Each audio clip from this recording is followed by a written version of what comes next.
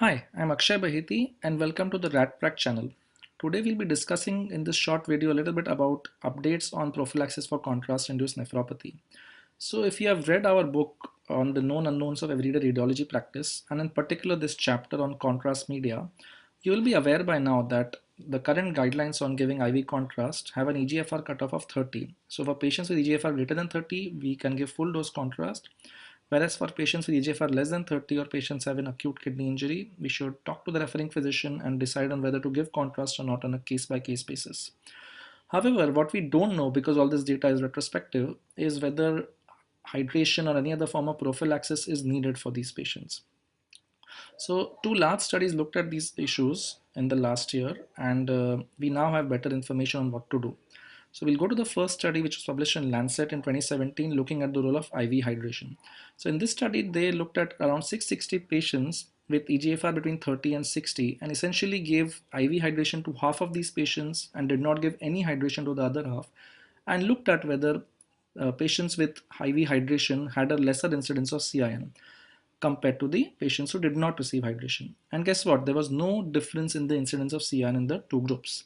So the study concluded that hydration did not prevent CIN. Furthermore, obviously it was not cost saving, so patients had to spend more money.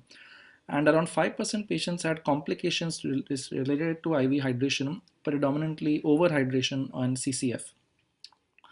Look at the other studies. So this study essentially had a similar design and compared the role of IV saline versus IV soda bicarb, and also looked at the role of N-acetylcysteine versus placebo. And again, what it found was that there was no significant difference in the incidence of CIN across all these groups. So what it concluded is that there is no benefit of IV soda bicarb over IV saline, nor is there any benefit of oral N-acetylcysteine compared to placebo.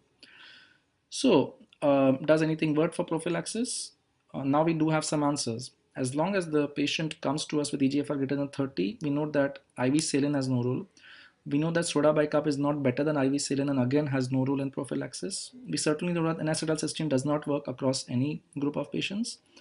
So essentially, the patient has EGFR greater than 30, we should give full dose contrast without worrying about prophylaxis. If the patient's EGFR is less than 30, then probably IV hydration still has a role because there's no proof for or against it. But it's better to focus on keeping the patient hydrated and avoiding overhydration and causing problems like CCF just because of following a certain algorithm.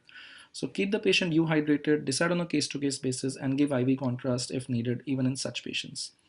You can read more on this topic in this commentary that me and Dr. Bhavin Zankaria co-wrote some time back in the National Medical Journal of India. It's an open access issue.